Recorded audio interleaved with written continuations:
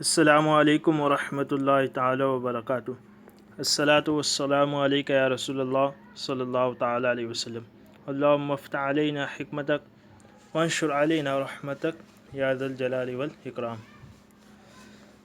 ہم پڑھ رہے تھے توابع کا بیان، درس نمبر 39 میں ہم نے پڑھا توابع کسے کہتے ہیں، تعریفات اور اس کی 5 قسمیں۔ تو پہلی قسم تھی صفت، جس کو ہم مکمل پڑھ چکے۔ اب دوسری قسم ہے تاکید۔ تو تاکید کا یہ پورا مکمل سبق ہے۔ تاکید کسے کہتے ہیں، اس کی کتنی قسمیں ہیں اور اس کا احکام کیا ہے، قواعد کیا ہے، وہ سب وغیرہ۔ تو سب سے پہلے تاکید کی تعریف کر رہے ہیں کہ تاکید وہ تابع ہے جو مطبوع کی طرف کسی چیز کی نسبت کو پختہ کرنے کے لیے لایا جائے۔ ایسا تابع ہے کہ جو مطبوع کی طرف کسی چیز کی نسبت تو کی گئی ہو، نسبت تو پہلے ہی سے ہو، لیکن اس نسبت کو پختہ کرنے کے لیے، مضبوط کرنے کے لیے لایا گیا ہو۔ جیسے جاءنی زید نفسہ، میرے پاس زید بذات خود آیا۔ تو جاءنی زید، میرے پاس زید آیا، اس میں نسبت تو ہو گئی زید کے آنے کی، لیکن اس کو پختہ کرنے کے لیے زید ہی آیا یا اور کوئی بھی آیا، تو اس لیے نفسہ لے آئے کہ زید بذات خود آیا۔ اسی طریقے سے ایک تو یہ کہ اس میں جو نسبت کی گئی ہے مطبوع کی طرف، اس کو پختہ کرنے کے لیے لایا جاتا ہے، یا اس بات کو واضح کرنے کے لیے لایا جاتا ہے کہ حکم مطبوع کے تمام افراد کو شامل ہے۔ ایک تو تاکید تو اس میں پختہ کرنے کے لیے لائیں گے، یا تو اس بات کو واضح کرنے کے لیے لایا جاتا ہے کہ جو حکم مطبوع میں ہے وہ تمام افراد کو شامل ہے یا کئی ایک کو، تو تمام افراد کو شامل ہے، اس کے لیے بھی لایا جاتا ہے۔ جیسے فسجد الملائکۃ کلہم اجمعون، تو تمام ملائکہ نے ایک ساتھ سجدہ کیا، تو اس میں تمام ملائکہ شامل ہو گئے، کلہم لے آئے، اجمعون لے آئے۔ تو بتا رہے کہ پہلی مثال میں زید کے آنے کی نسبت کو نفسوس نے پختہ کیا، جبکہ دوسری مثال میں کلہم نے تمام ملائکہ کے سجدہ کرنے کو واضح کیا، جس کی تاکید یہ ہو گئی اس کی وضاحت۔ اب بتا رہے جس کی تاکید بیان کی جائے اسے مؤکد کہتے ہیں۔ یاد رہے کہ مؤکد اور تاکید کا اعراب ایک جیسا ہوتا ہے۔ 2 چیزیں بتائی، جس کی تاکید بیان کی جاتی ہے اسے مؤکد کہتے ہیں، ٹھیک ہے، اور جس کی تاکید اور جو تاکید ہوگی اس کو تاکید کہیں گے۔ اور یہ بھی یاد رہے کہ مؤکد تاکید دونوں کا اعراب ایک جیسا ہوتا ہے، جیسے موصوف صفت کا۔ اب تاکید کی 2 قسمیں کر رہے ہیں، تاکید لفظی، تاکید معنوی۔ تاکید لفظی وہ تاکید ہے جس میں لفظ تکرار کے ساتھ لایا جائے، آسان ہے، جیسے جانی زید زیدن، انا زیدن قائم، جس میں لفظ کی تکرار اسے تاکید لفظی کہیں گے۔ اور تاکید معنوی وہ تاکید جو چند مخصوص الفاظ کے لانے سے حاصل ہو۔ تاکید معنوی اس کے لیے چند مخصوص الفاظ ہے، وہ کیا ہے؟ نفس، عین، کلا، کلتا، کل، اجمع، اقطع، ابطع، ابصع، یہ چند الفاظ ہیں۔ اب ان کی تفصیل بتا رہے کہ کون سا الفاظ کس لیے استعمال ہوتا ہے اور کب لایا جاتا ہے۔ تو ان کی تفصیل نفس اور عین، یہ 2 الفاظ کے متعلق بتا رہے کہ صیغے اور ضمیر کی تبدیلی کے ساتھ، جو ان کے صیغے ہوں گے اور ضمیر ہوگی ان کے ساتھ ملی ہوئی، ان کی تبدیلی کے ساتھ واحد، تثنیہ اور جمع تینوں کے لیے استعمال ہوتے ہیں۔ یہ واحد، تثنیہ، جمع تینوں کے لیے استعمال ہوں گے۔ جیسے جانی زید نفسہ، یہاں پہ زید واحد ہے تو نفسہ اس کو بھی واحد لائے، اور ضمیر بھی اس کے ساتھ لائے، وہ بھی واحد لائے۔ جانی زیدان انفسہما، یہاں بھی دیکھیں زیدان تثنیہ ہے تو انفسہما، اس میں ہما کی ضمیر لائے، تثنیہ کی۔ جانی زیدون انفسہم، یہاں جمع کی ضمیر لائے۔ اسی طرح عینون کی مثال بھی عینہ اعینہما، عینہ اعینہما اعینہم، تثنیہ، واحد، تثنیہ، جمع تینوں کے لیے۔ اب مؤنث کے لیے بتا رہے، مؤنث کے لیے مؤنث کی ضمیر لگا کر استعمال کرتے ہیں، مذکر کے لیے مذکر کی آئے گی، اور مؤنث کے لیے مؤنث کی ضمیر۔ جیسے جانی ہند نفسہا، ہند مؤنث ہے تو نفسہا لے کے آئے، ہا ضمیر مؤنث کی۔ جانی ہندان انفسہما، جانی ہندات انفسہن، یا ہن ضمیر لائے مؤنث کی جمع۔ اسی پر لفظ عینو کو بھی قیاس کریں گے کہ عینہا اعینہما اعینہن۔ ایک بات دوسری یہ بھی یاد رکھیں، آپ کے ذہن میں سوال آ رہا ہوگا کہ تثنیہ کے لیے نفسن اور عینن کو تثنیہ کیوں نہیں لائے؟ انفس یہ تو جمع لے آئے اور ضمیر تثنیہ لا رہے، لیکن جو لفظ ہے اس کو تو جمع لا رہے۔ تو یہ آگے قاعدے میں آئے گا کہ ضمیر صرف تثنیہ لاتے ہیں، جو نفسن اور عینن لفظ ہوگا اس کو تثنیہ نہیں لائیں گے، اس کو تثنیہ کے لیے جمع ہی لاتے ہیں، اور جمع کے لیے بھی جمع۔ پھر بتا رہے کلا اور کلتا صرف تثنیہ مذکر و مؤنث کے لیے استعمال ہوتے ہیں۔ کلا، کلتا یہ صرف تثنیہ مذکر و مؤنث کے لیے استعمال ہوتے ہیں۔ کلا یہ مذکر کے لیے اور کلتا یہ مؤنث تثنیہ کے لیے، جیسے جاء الرجلان کلاہما، جاءت المرأتان کلتاہما۔ پھر بتا رہے کلن अजमाऊ, अक्तऊ, अबतऊ और अबसऊ, ये इन अल्फाज के मुतालिक बता रहे कि वाहिद और जमा के लिए आते हैं, ये वाहिद और जमा के लिए आते हैं। फ़र्क सिर्फ इतना है कि कुल्लुन में ज़मीर मुत्तसिल को बदलना पड़ता है, जबकि बाकी अल्फाज में सेगों को भी बदलते हैं। फ़र्क सिर्फ इतना है कि कुल्लू में सेगे को नहीं बदलेंगे, उसमें ज़मीर बदलेंगे, जैसे कि मिसालों से अभी आप समझ जाएंगे। और बाकी जो अल्फाज होंगे उसमें अल्फाज को भी बदलेंगे, उसको भी जमा लाएंगे और ज़मीर को भी, जैसे उसमें तो ज़मीर आएगी नहीं, ठीक है। जैसे देखिए समीअतुल कलाम कुल्लुहु, इसमें देखिए कलाम वाहिद है तो कुल्लुहु वाही ज़मीर लाए। जाअनियल कौम कुल्लुहुम, यहाँ पे जमा ज़मीर लाए। कुल्लू लफ्ज़ तो वही कुल्लू ही रहेगा, उसको वाहिद तस्नीह वाहिद जमा नहीं लाएंगे, ज़मीर होगी उसको ज़मीर को वाहिद और जमा की ज़मीर लाएंगे।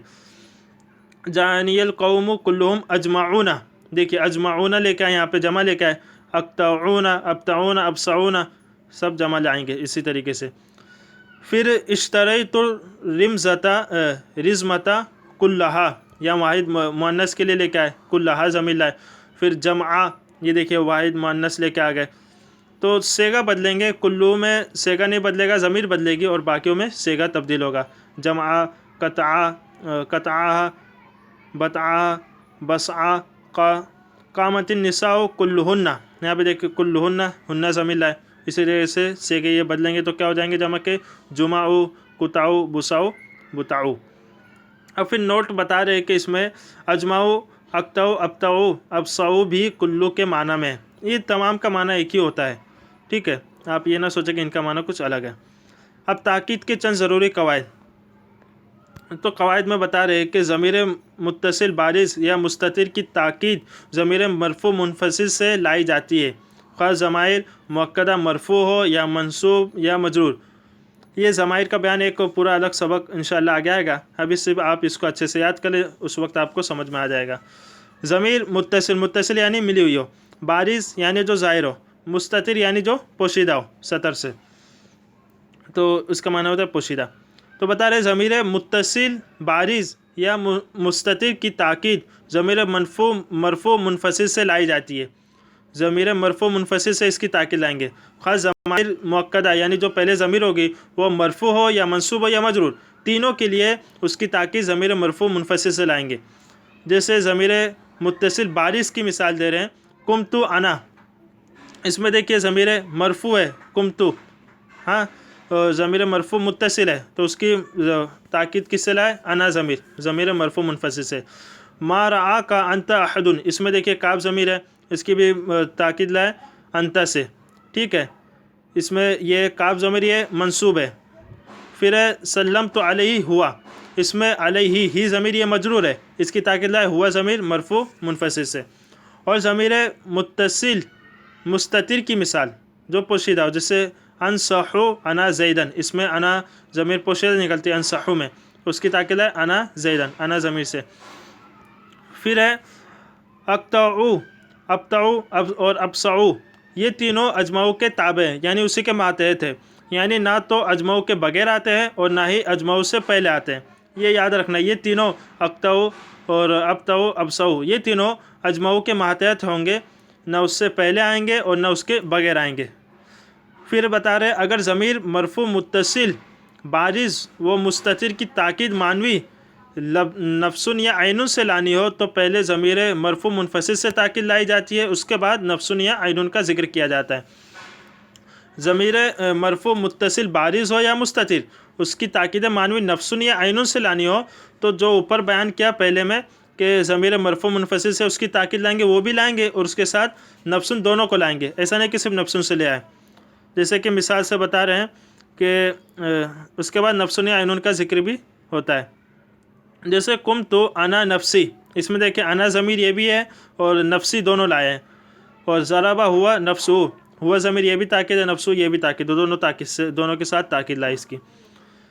फिर अगर उनके बजाय ज़मीर मंसूब या मजरूर हो, ऊपर तो बयान हुआ ज़मीर मरफू हो, अब यहाँ मंसूब या मजरूर हो तो अब नफ्सुन या आइनुन को ताकीद के लिए बराह रास्त लाया जाएगा, उसके लिए ज़मीर मरफू मुनफसिल की लाने की ज़रूरत नहीं, ये ज़मीर मंसूब या मजरूर में होगा, ठीक है। जैसे ज़रबतुहुम अनफुसुहुम, यहाँ पे देख के हम ज़मीर की ताकीद ले आए अनफुसुहुम, ٹھیک ہے، یہاں پہ ضمیر منفصل مرفوع نہیں لائے، مررت بھی نفسی۔